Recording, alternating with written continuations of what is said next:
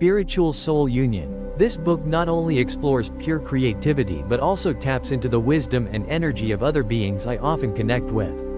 The world you see is the crystallization of all states of thought emitted by each individual and groups of beings.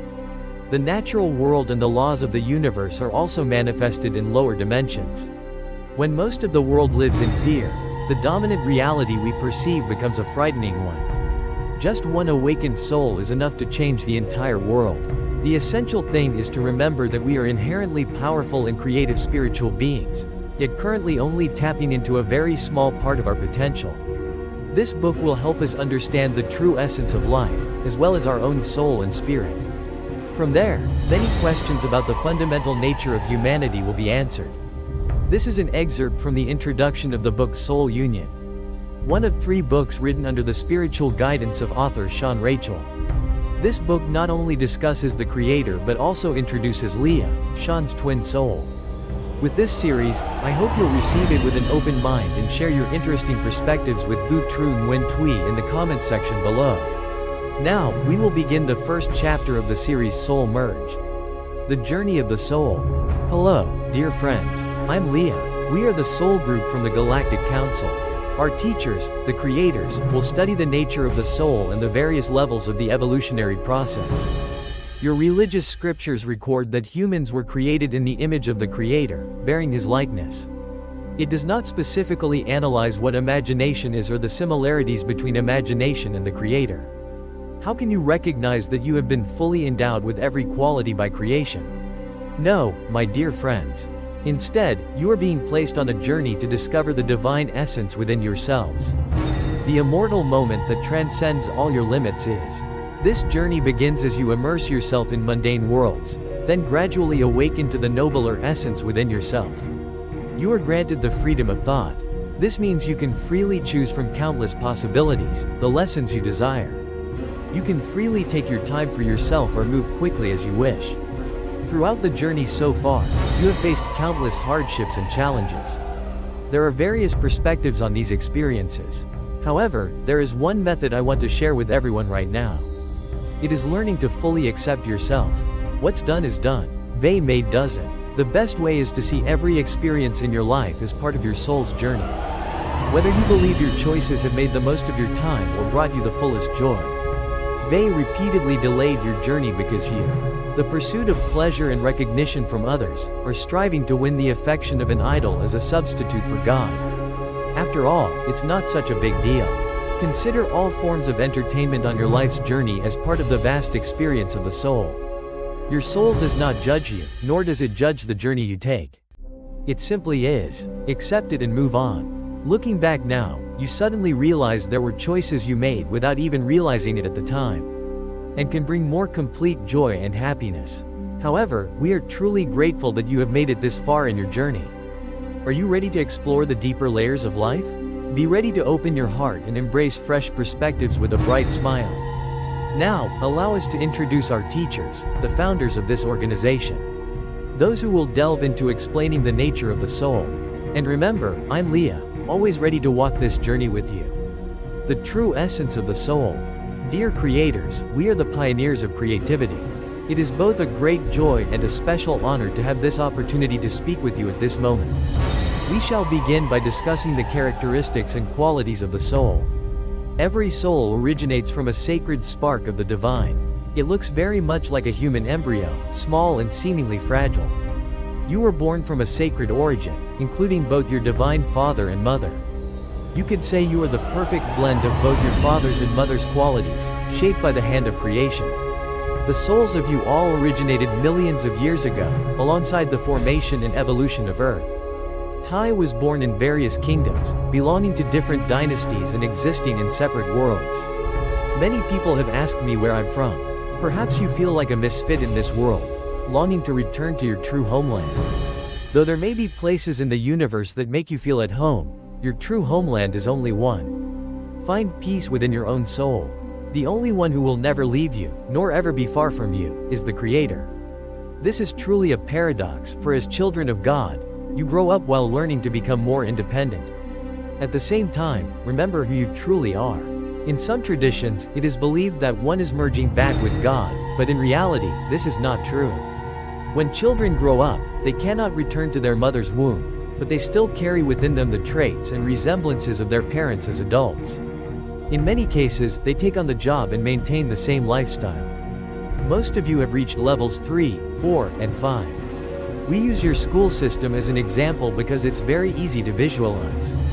It's interesting that your school system has up to 12 levels. Many of you have just completed the 3rd level to advance to the 4th, while a few are finishing the 4th level to move up to the 5th. Graduation is no easy feat. It demands constant effort in both studying and working. This time, the host is no exception. We have been observing your actions since the new era began on December 21, 2012.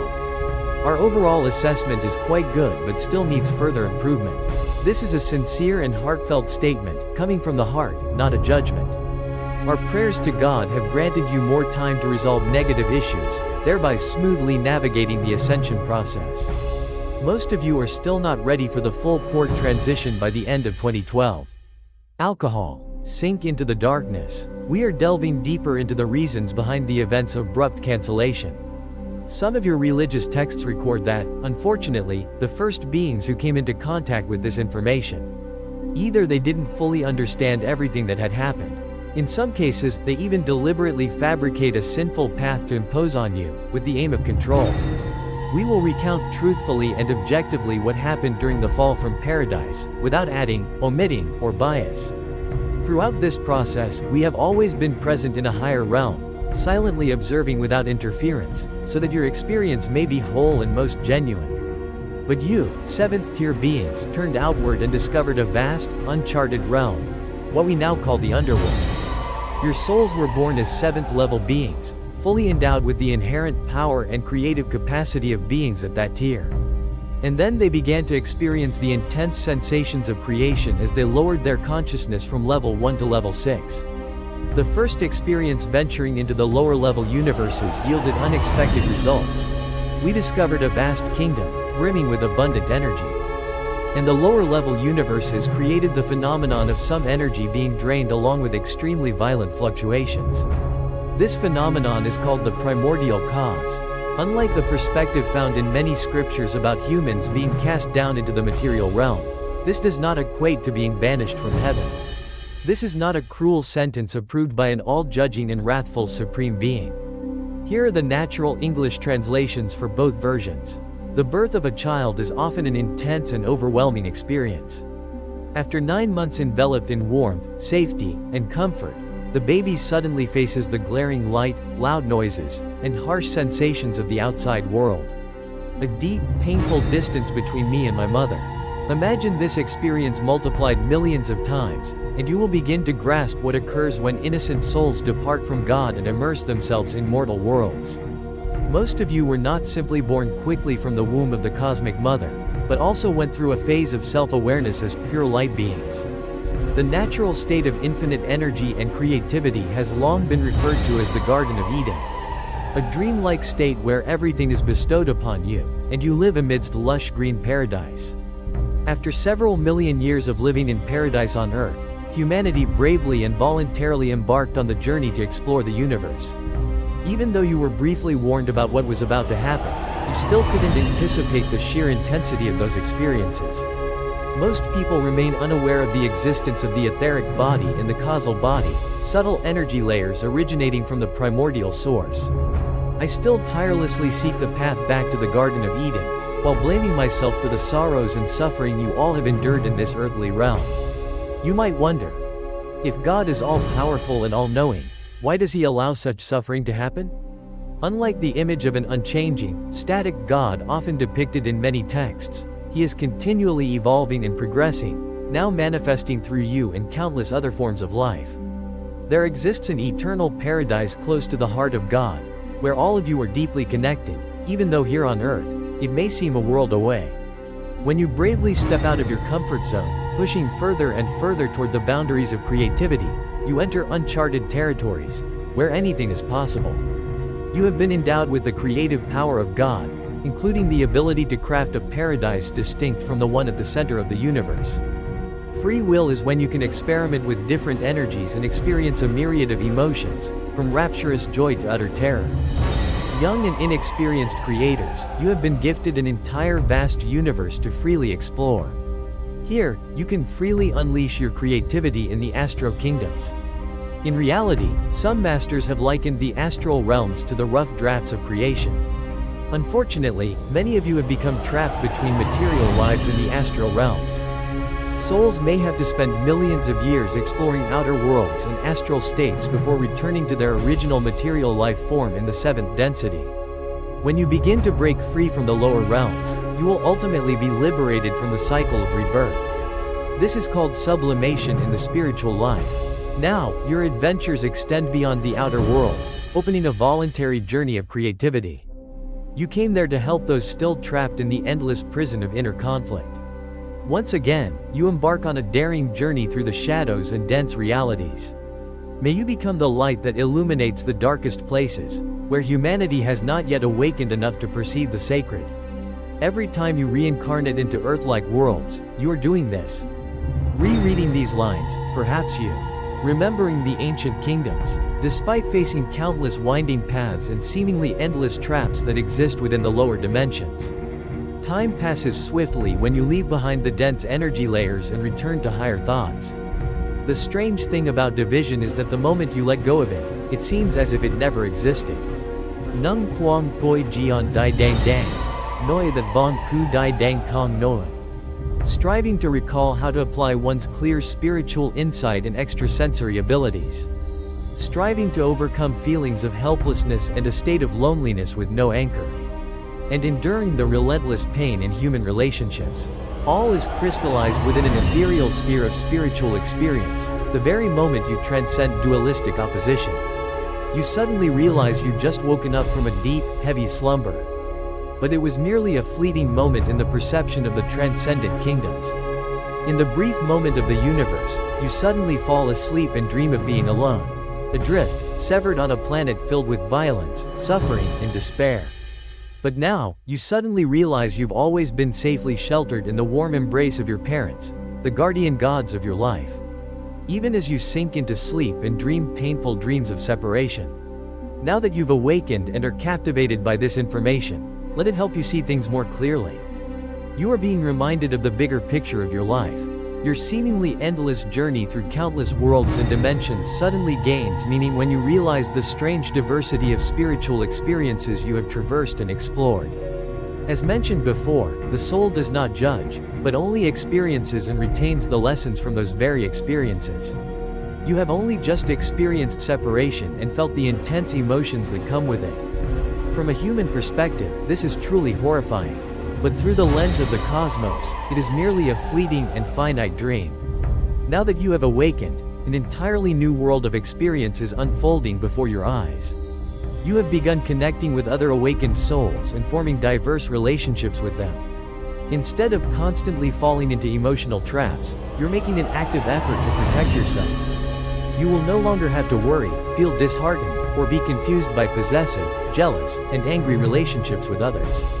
This is no easy matter, for if it were that simple, perhaps all of humanity would have awakened long ago. When you let go of anger toward God and the world, simply accepting that failure is just a tough experience in life. Release all energetic ties to past wounds, and awaken from the forgetfulness of your true self. Your human minds always seek to uncover how this journey toward division unfolded and the reasons behind it. We cannot provide an answer that aligns with your thoughts and ego. Instead of worrying, let's confidently participate, engage wholeheartedly, and never stop joining in. Come join us, the more, the merrier. We cannot provide an answer that aligns with your thoughts and ego. Instead, we hope you will simply accept that this is what your soul has chosen to experience. If you find it helpful, you may understand that the soul's ultimate lesson is the art of attaining stillness of mind, where all the pain and suffering accumulated over millennia of evolution dissolve away. Everything has been wiped out. If you can exhale all your deepest sorrows and suffering, or what some might call the primal pain, just keep breathing normally as you begin to recognize the underlying patterns shaping your life. Just observe without judgment. How do you perceive this energy? If the emotions are too intense, keep taking deep breaths and gently relax, or massage the areas of your body where energy is most concentrated. Give your full love and care to your body, emotions, and mind, with the belief that you will overcome this experience. With the support of sincere repentance, the guidance of spiritual mentors, and the sacred love from all of you. We summarized what happens when your souls first explore the outer world. Now is the time to delve deeper into this topic with a touch of emotion. If you can trace the problem back to its root, you will realize that soulful harmony makes work go much smoother and less arduous. Almost every daily habit, the recurring experiences, and even the seemingly hopeless struggles to break free from one's own limits. Everything stems from deep-rooted initial causes. Belief in division stems from simple things like that. You have often taken off and soared through the vast skies over this time. Then suddenly, trapped in a body of flesh and bone, utterly alone and dependent on others to survive. That experience was so intense, it shaped the way you perceive everything. You can imagine the intense pain of being pushed out of a warm, dark, and gentle place. And a harsh, frozen reality of the material world. Ever since sinking into darkness, you have been repeating this experience over and over again. Here are the natural English translations of the given Vietnamese phrases. Through the end of the physical body, you have glimpsed the true essence before letting go. In an instant, or at least it feels that way, you break free from the bonds of fleeting forms. And lost in a sea of light before beginning to reflect on the life that had just closed. Certain elements in the primal experience of origin are tied to a profound separation of the soul. Consider it an incomplete experience, due to the heart's wounds and the relentless haunting of raw memories. This caused the soul to be fragmented or shattered into many small pieces. Here lies a profound truth. The soul is inherently indivisible. It is only our perception that makes it seem separate. The first sign of decline is what we temporarily refer to as the depletion of energy, both mentally and physically. This is a physiological perspective on the cooling process. Imagine shrinking your current physical body down to the size of a single bean. However, you still live and are acutely aware of that oppression. You can't move your arms and legs. In reality, they are pressed tightly against the rest of the body. You feel like you're about to explode, but no explosion comes to free you from this prison. Another example is when your head is held underwater until the oxygen in your lungs runs out. They tried to lift their heads but couldn't, then drowned or suffocated. You are teetering between life and death. The physiological imprint here involves both the intense, pent-up energy and the burning desire to break free from that state. This experience reflects a longing to break free from oppressive circumstances. The inferior instinct does not know how to endure repression, thus giving rise in the mind to a longing to escape it. Later, that phenomenon was called the death drive, or the longing to escape the body and return to a freer, less constrained state. Many religions have inadvertently been built upon the foundation of this primal physical vibration. The idea that heaven is more beautiful than earthly life originates from the primordial impression. Alongside the physiological factors of the initial cause, we also have emotional turmoil described as a feeling of being cast aside. And so God drove you out of paradise, cast you into a cold and cruel world, forcing you to fend for yourselves. This surging emotion evokes thoughts of guilt, that this downfall seems like some form of punishment, and that perhaps God is angry with you. That sin gave rise to a sense of shame, an emotion that makes people feel worthless and unworthy of God's eternal, boundless love. The initial idea stemming from this emotional shock led to something akin to intensely pent-up feelings, unpleasant and excruciatingly painful. I must have done something wrong to have to endure this sensation. God is punishing me. Before, I used to feel incredibly happy, immersed in intoxicating joy, but now, I am tormented by endless pain. Whatever it takes, I must return to Van E Pavilion. I have to change myself. Only then will God be pleased and allow me to return to the heavenly isle. That is the origin of the desire to escape negative emotions and embrace positive ones. From here, self-judgment begins to take shape. You gradually believe there's something wrong with yourself, and this very belief makes the experience more painful than the original suffering itself.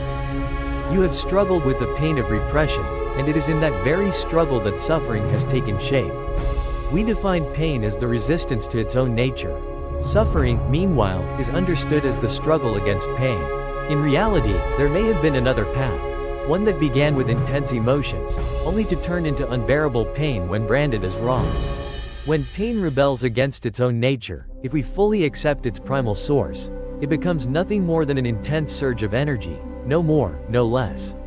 From a rational perspective, life is a journey of pursuing joy and avoiding suffering. Because the pain is etched deep in the mind, those painful experiences keep repeating in life. This is why the soul carries both the subconscious and the conscious, so it can be healed and become a unified whole. The soul sinks deeper into those subconscious patterns with each rebirth, further reinforcing its inherent negative beliefs. Every civilization rises and falls because it fails to address its root cause. The desire to surpass all limits is the driving force behind advancements in science and technology. Instead of exploring and understanding how the universe operates and the true role of science, humans let their egos take control. The core negative belief of the ego is the feeling of weakness and helplessness in the face of adversity, while perceiving those challenges as insurmountable enemies. Science has become a tool that enables humans to dominate, conquer, and control nature. They use it to seek pleasure and avoid pain. Your medical sciences primarily focus on sustaining the joy of life and minimizing suffering. It only focuses on treating the symptoms rather than addressing the root cause of the illness. From the love for Astro, the deep-rooted origin stems from an energy pattern imbued in every creation. I am not okay, there is something wrong with me. That is the call emanating from every soul that has yet to find harmony with the primal source. This unabsorbed energy flow exists both inside and outside every building in the city.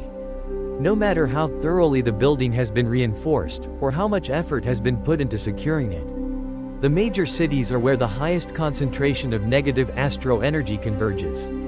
Because so many souls are releasing negative energy and lacking self-acceptance.